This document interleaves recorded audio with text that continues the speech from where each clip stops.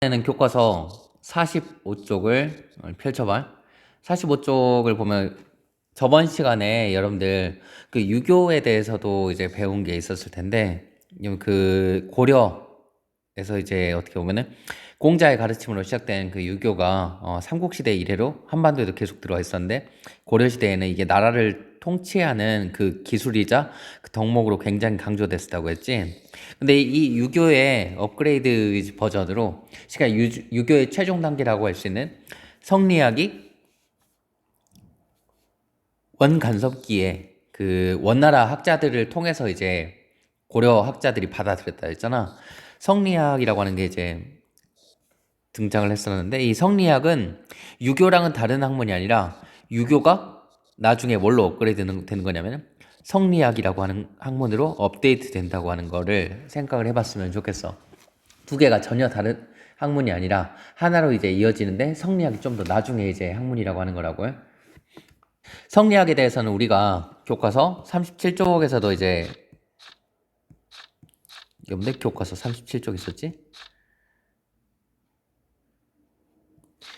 교과서 37쪽에서도 봤지만 이 성리학이 특히 이제 안양이라고 하는 학자가 이제 원나라 학자들과 교류하면서 고려에 전해졌고, 이게 이제 들어와서 고려 시대 여러 어떻게 보면은 굉장히 사회적인 문제들을 개혁하는데 큰 목소리를 냈다고 했었는데, 그 중에서 이제 성리학이 크게 비판했었던 것이 이제 불교를 적극적으로 비판했었다고 하는 걸 우리가 얘기를 해봤었잖아. 자, 여기 37쪽 내용이었었지. 다시 여러분들 원래 45쪽으로 돌아와 보게.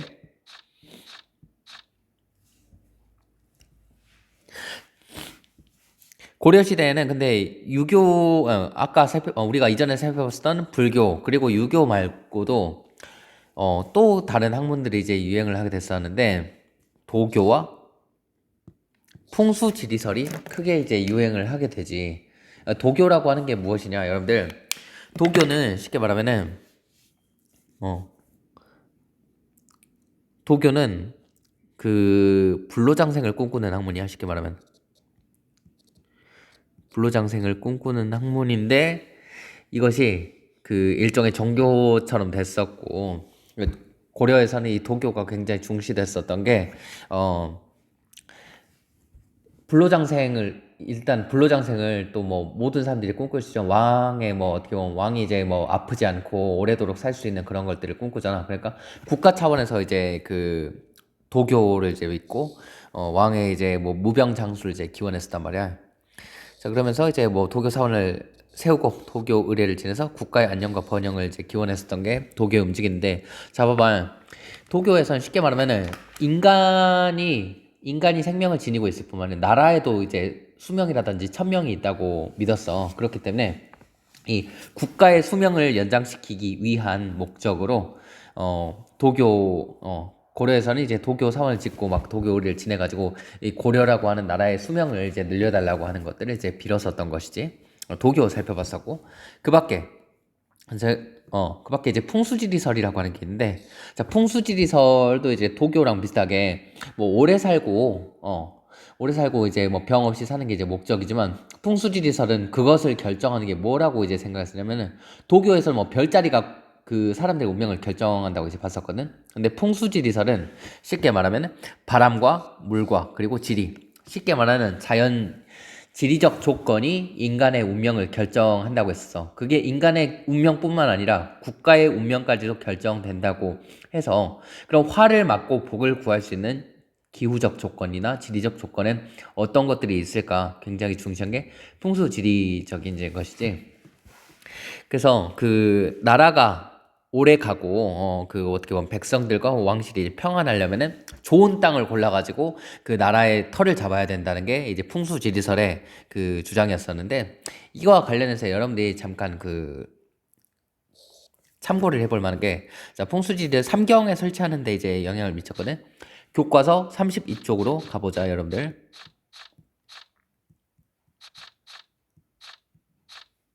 교과서 32쪽이야. 32쪽 보면은 고려에서 삼경이라고 하는 걸 설치했거든. 자, 봐봐. 고려의 수도가 개경인데, 개경 말고도 그 밖에 개경 이외에 어떻게 보면 개경에 맞먹을 수 있는 도읍지를 그 밖에도 둬가지고 이곳에 이제 그 부수도, 그러니까 부도를 둠으로써 나라의 운명을 크게 이제 그 이끌어가려고 했었던 게 이제 삼경이라고 하는 것이야. 왜 삼경이라 불리냐, 여러분들? 자, 서경, 평양이지. 자, 하나. 그리고 옛날 신라의 서울이었던 동경, 경주, 그리고 나중에 이제 조선의 수도가 된 남경.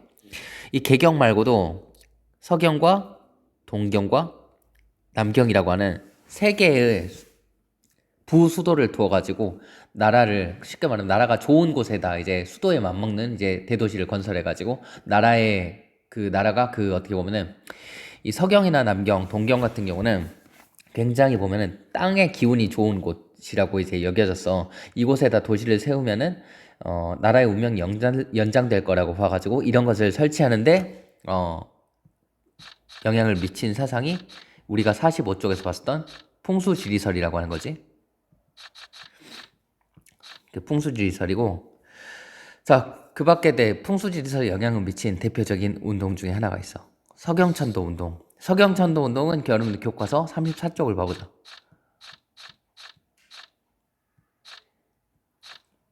34쪽에 풍수지리설을 내세우면서 서경으로 천도를 주장했었던 그 묘청이라고 하는 승려가 알지. 뭐 상상화인데 묘청이 이렇게 생기질 않았겠지. 자, 잠깐만.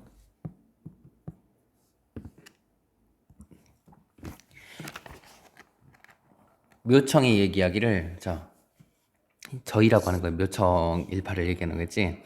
서경, 그러니까 평양의 임원역이라고 하는 곳에 이제 땅은 음양가들, 쉽게 말하면 음양가들이 풍수지리가들인데 이곳에서 말하는 명당입니다. 꽃이 크게 피어나는 곳을 대화세라고 하는 것이지. 여기에 궁궐을 짓고 옮겨 앉으시면 천하를 다스릴 수 있습니다. 또한 금이 예물을 가져서 스스로 항복할 것이요. 뭐 주변에 36나라가 모두 머리를 조아릴 것입니다 라고 되는데, 궁궐을 좋은 땅에 옮겨 짓기만 해도 나라가 완전하게 피어난다는 게 이런 풍수지리설의 사상인 것을 묘청의 그 주장을 통해서 볼 수 있었지. 아까 그 묘청이 했었던 말은 역사 기록에 실려있는 말이야. 그 교과서 쓴 사람이 지어낸 말이 아니라.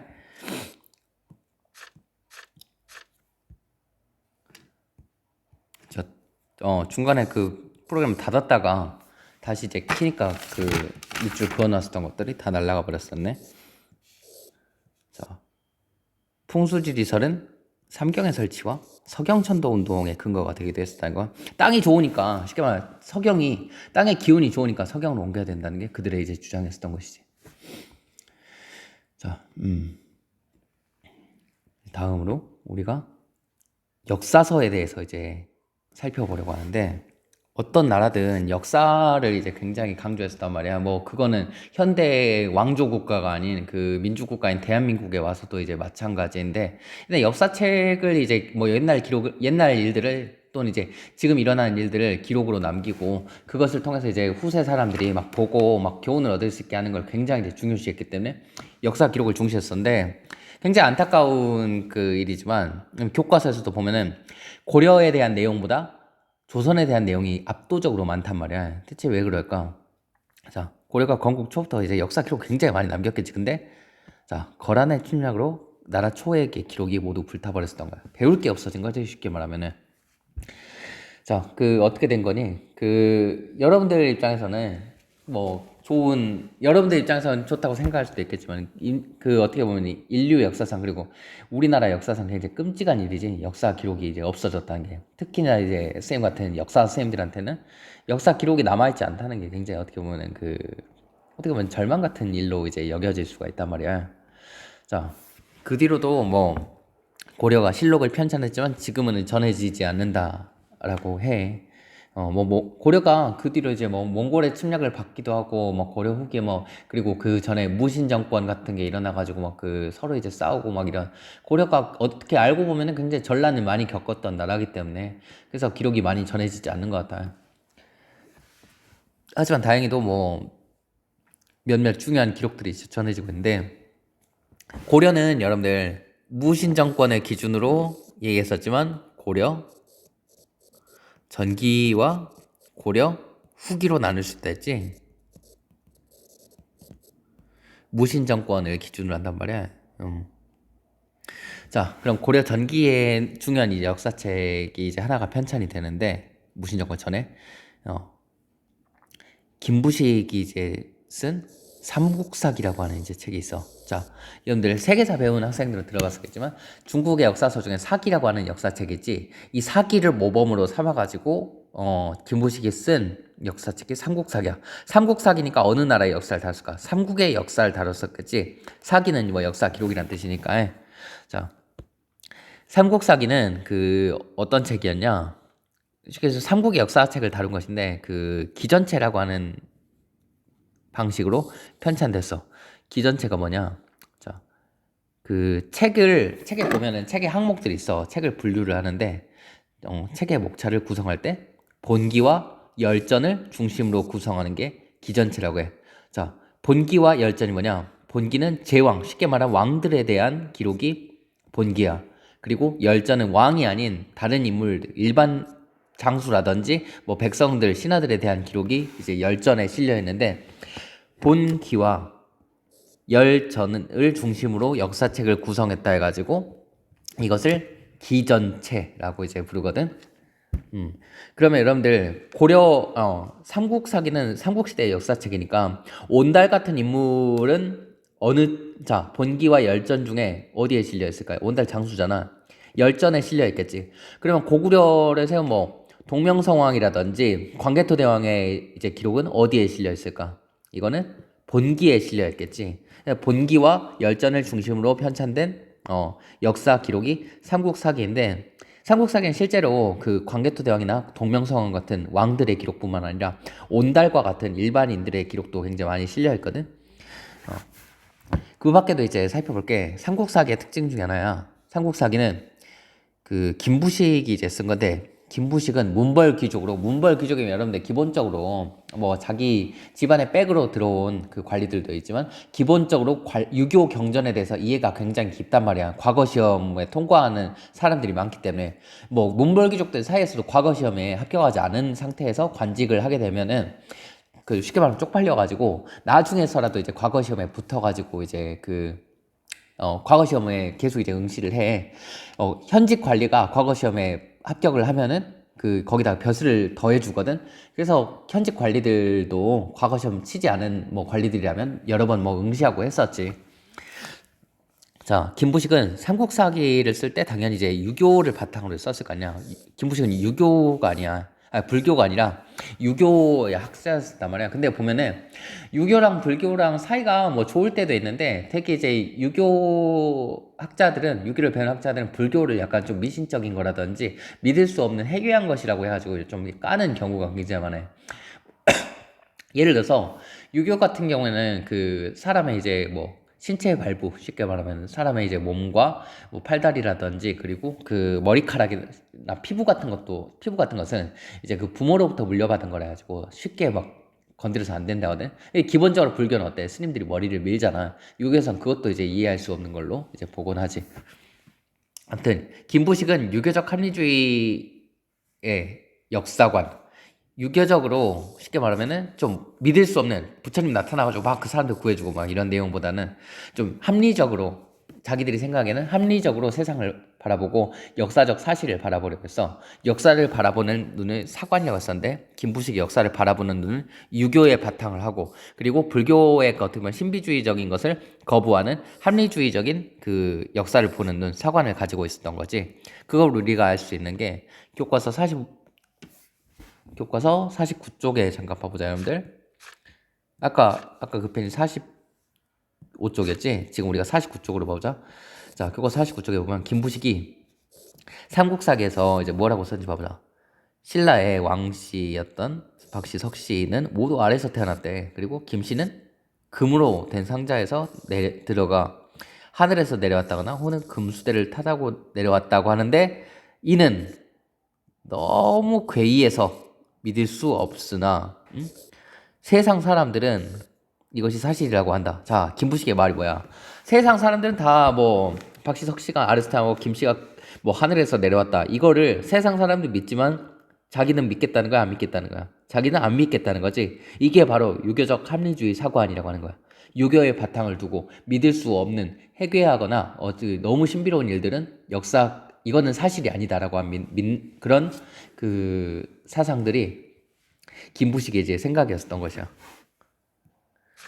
근데 고려 후기가 되면 어떤 상황이 일어나게 되냐? 일단 무신 정권이 터졌어. 김부식과 같은 이제 인물들, 그 문벌 귀족들이 어떻게 보면 권력을 이제 잃는 경우가 많았고, 새로의 무신들을 중심으로 권력이 짜여지게 됐었지. 고려 후기에는. 자, 이때 그런데 고려 무신 정권 시기 중에서도 최충원의 아들이었던 최우 때는 몽골이 이제 쳐들어오는 상황도 맞이하게 됐잖아요. 자, 그러면서 이제 어떤 식으로 이제 역사가 흘러가게 되냐? 고려 전기에는 우리가 기억할 만한 게 쉽게 말하면 삼국사기 하나라면, 고려 후기에는 누가 등장을 하냐? 어떤 이제 특징이 나타나냐? 단군의 등장이 특징이야. 단군의 등장. 자, 무신정변과 그 몽골의 침략을 거치면서 이제 어떻게 보면은 이제 이런 거야. 무신들 같은 경우는 이전 그 뭐 문벌 귀족들보다는 좀 과거 유교라든지 여기서 좀 자유로울 거 아니야. 이런 사람들은 그 어떻게 보면 그 사고 방식이 뭐 옛날에 혁거세가 뭐 아래서 태어났을 수도 있지, 뭐 동명왕이 진짜로 뭐 하늘에서 내려왔을 수도 있지, 이렇게 이제 좀 생각을 거치니까 이전에 삼국사기가 쓰여지던 시기보다는 훨씬 더 좀 역사를 조금 자유분방하게 이제 믿었었던 것 같아. 그리고 또 그 과정에서 몽골이 쳐들어왔었잖아요. 몽골이 쳐들어왔다 보니까 그 고려가 몽골을 이제 맞서는 과정에서 백성들한테 이제 좀 약간 어떻게 보면은 몽골의 침략을 겪고 나서 고려가 이제 굉장히 어떻게 보면 국가 위기적인 상황에 빠졌었던 것 같아. 뭐 백성들은 이제 뭐 어떻게 보면 수십만이 이제 막 끌려가거나 막 죽고 이런 상황이 벌어지고 국가적 위기를 맞은 상황에서 어떤 고려의 자존심이 짓밟힐 대로 짓밟힌 상황이었잖아. 나중에 몽골의 항복까지 하니까 그 과정에서 자주의식을 강조한 역사서가 편찬되었던 거야. 몽골의 그 침략을 받고 몽골의 간섭을 받는 상황에서 우리 고려가 이제 원나라 꼬복 노릇을 하던 나라가 아니라 사실은 굉장히 오래된 나라고, 아주 뭐랄까 그 아주 훌륭한 나라다, 그 오래된 나라라고 하는 걸 강조하기 위해서 이제 어떤 주장들이 생겨나게 되냐? 이때 단군의 사람들이 이제 주목을 하게 되는 거야. 단군. 우리 민족의 시조로 이제 단군을 내세우고, 이 단군을 중심으로 우리 역사가 아주 쉽게 아주 그 오랜 세월 동안 이어져 내려왔었다는 것이 고려 후기 역사 기록들의 이제 특징이야. 자, 이것이 어디서 나타나냐, 여러분들? 이련이 쓴 삼국유사에서 이제 나타나게 돼. 자, 이련은 그 고려시대 역사책에 왜 삼국유사이냐? 자, 앞서 말한 김부식도 그랬었고 이련도 그랬었지만, 고려보다 앞서 있었던 왕조인 삼국시대의 역사로부터 고려가 현재 배워야 될 것은 무엇인지를 탐구하려고 했었던 게 이제 이련이든 김부식이든 그런 사람들이 주장했었는데, 이련은 삼국유사라고 이제 하는 책을 이제 기록을 했어. 삼국유사는 쉽게 말하면 김부식이 삼국사기 쓸 때 빠뜨린 이제 그 역사적인 사실들을 이제 정리한 게 삼국유사야. 김부식은 너무 허황된 사실들도 많이 빠뜨렸는데, 이 사람이 유교학자다 보니까 불교 관련된 내용들을 굉장히 많이 빠뜨렸거든. 그러니까 이련 같은 경우는 근데 승려였어. 고려의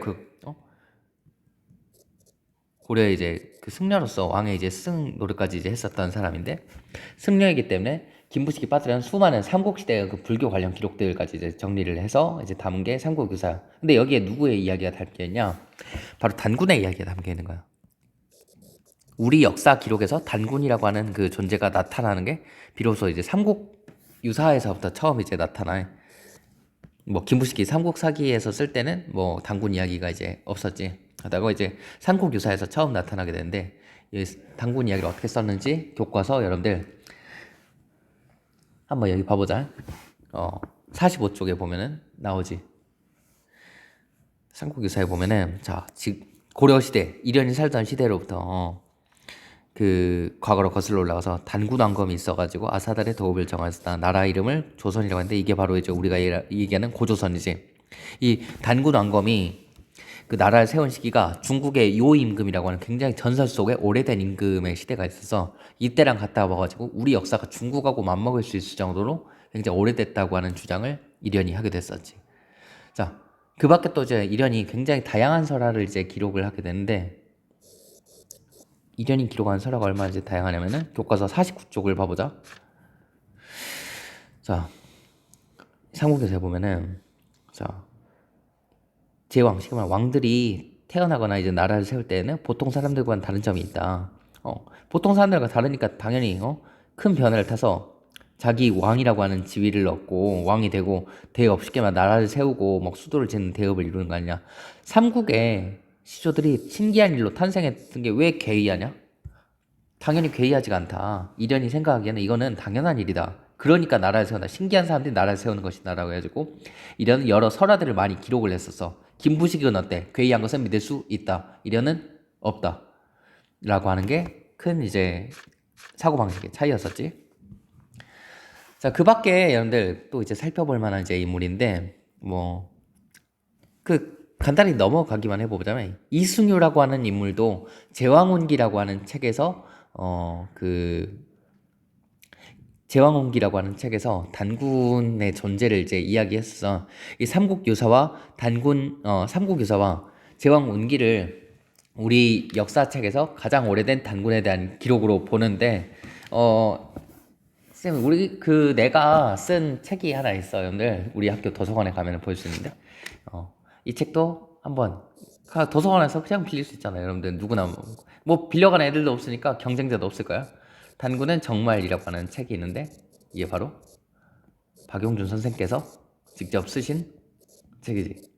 아무튼 단군에 대한 이야기들이 굉장히 많이 정리가 되어 있으니까 여러분들 한번 읽어볼 수 있으면 좋을 것 같고, 자, 고려 후기의 역사 특징은 단군의 등장이라고 하는 걸 우리가 얘기를 했었잖아. 근데 그 단군의 특징을 얘기할 때 뭐냐면, 단군은 우리 역사의 시조로 봤었잖아. 쉽게 말하면 우리 역사가 아주 오래전부터 정통성을 갖고 쭉 내려왔었고, 지금 고려는 쉽게 말하면 단군으로부터 내려오는 그 전통을 이어받은 나라라고 하는 생각이 고려 후기에 생겨났었어. 근데 여기에 또 이제 영향을 주는 게 어떤 것이냐, 고려 후기에 성리학이 들어오게 되는데, 성리학이라고 하는 건 뭐냐면은 쉽게 말하면은 그 유교의 최종 버전이라고 했었잖아. 유교의 그 최종 단계가 이제 성리학이라고 했었는데, 이 성리학에서는 극도로 사람의 정통성이라든지 국가의 정통성 같은 거를 굉장히 강조해. 그래가지고 아들 중에서도 큰 아들이 바로 아버지의 그 정통의 핏줄을 이어받은 것이고, 나라도 있자 보면은 고구려, 백제, 삼국 이 나라들도 있었고 고려도 있었고 하는데, 그 보면은 지금 세워진 왕조가 아주 오래전부터 그 세워진 왕조의 그 정통성과 어떻게 보면은 그 뜻을 이어가는 제대로 된 왕조다. 나머지는 그렇지 않다라고 하는 그런 정통 의식이 이제 생겨나게 돼. 대의명분을 강조하게 되는데, 대의명분이라고 하는 건 쉽게 말하면은 나라가 보면은 그 힘이 약해 다른 나라한테 막 털리거나 막 그 항복하고 할 때도 있잖아. 근데 그것이 어떻게 보면은 그것만으로 이긴 나라가 위대한 것이 아니라, 나라의 위대함이라든지 올바름은 명분, 쉽게 말하면은 도덕적인 것으로 이제 결정된다는 거야. 그런 것들을 중시하는 게 대의 명분이라고 하는 것인데, 자, 성리학의 영향을 받아가지고 고려 후기에 성리학 들어왔다 했었지. 그 대의 명분과 정통 의식을 강조하는 성리학의 영향을 받아가지고 역사서도 그러한 그 경향을 띠게 된다는 걸 여러분들이 좀 알아뒀으면 좋겠어.